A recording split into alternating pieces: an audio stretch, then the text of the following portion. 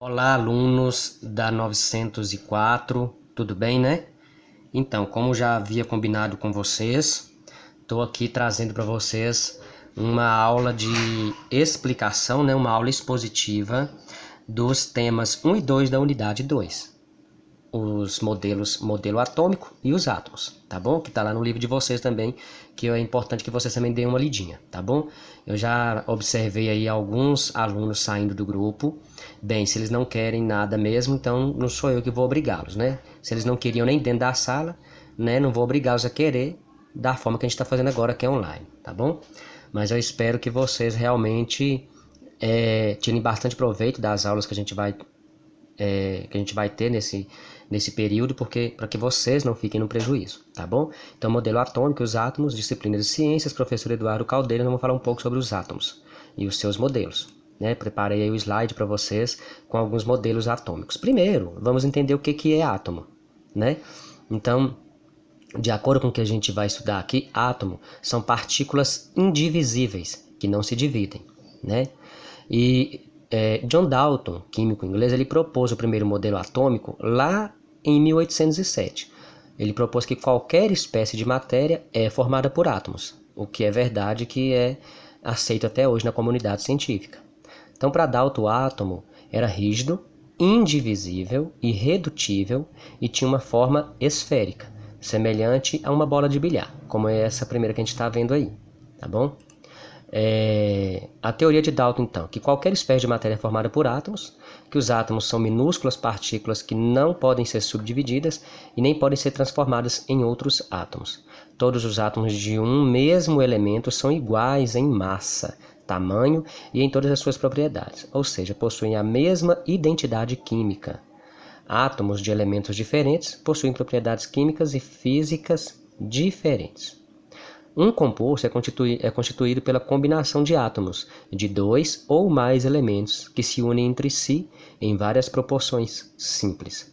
Nessas combinações, cada átomo guarda a sua identidade química. A descoberta do elétron.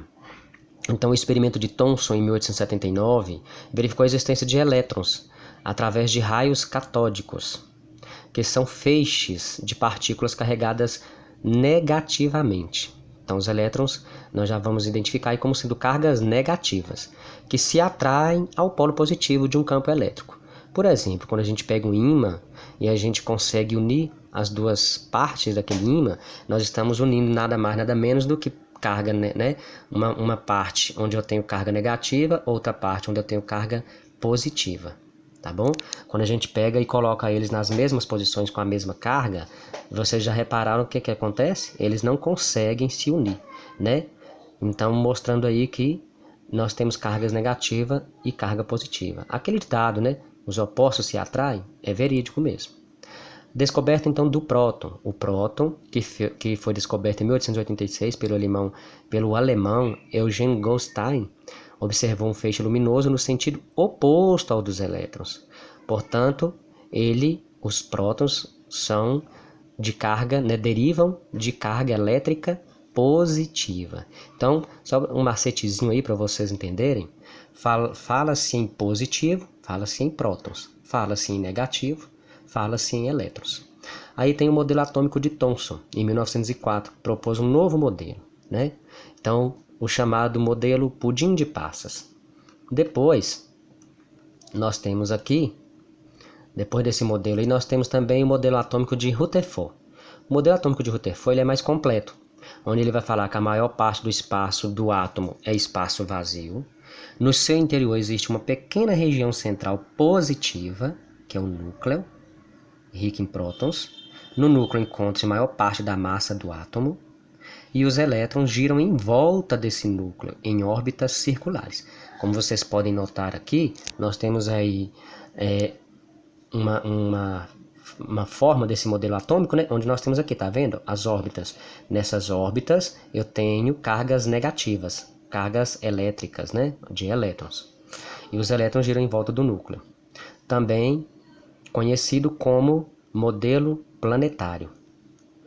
Nós temos aqui também as propriedades partículas subatômicas, né, subatômicas. Então, os elétrons, né, e a sua massa, os prótons e sua massa e os nêutrons e sua massa. O que vocês puderam reparar?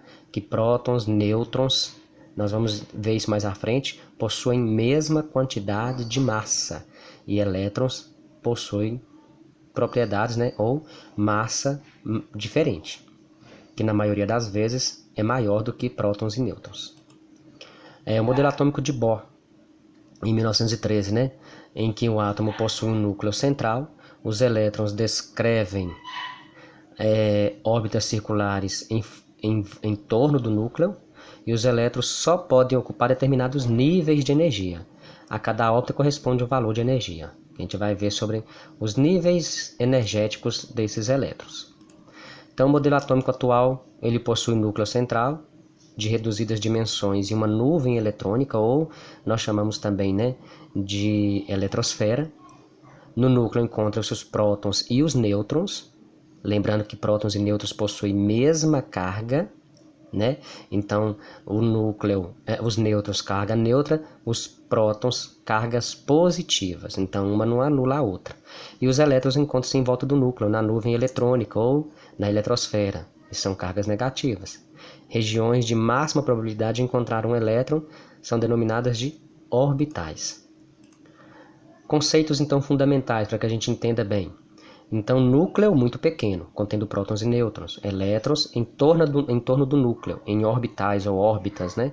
Elétrons carregados negativamente. Prótons carregados positivamente. Nêutrons são neutros, não possuem carga nem negativa nem positiva. Prótons e nêutrons possuem aproximadamente a mesma massa, que é o que a gente acabou de ver. E elétrons possuem massa muito menor, né? Então, nós vimos aí que a massa dos prótons e elétrons é 1,67. 10 elevado a menos 27, né? Enquanto os elétrons possuem massa muito menor, de 9,11 elevado a 10 menos 31. Então, acho que eu até falei lá atrás que os elétrons possuem massa maior, né? Não, os elétrons vão possuir massa menor, porém massa diferente de prótons e nêutrons, tá bom? Os conceitos, né, para a gente identificar um átomo, né? Então nós temos aí o número atômico representado pela letra Z, né? E aí se a gente quer saber a quantidade de prótons, a gente vai pôr Z, que é igual a P, que é igual a E. Número de massa representado pela letra A, são a soma das partículas que constitui o átomo. A é igual a número atômico mais nêutrons mais elétrons. A é igual a número atômico mais nêutrons.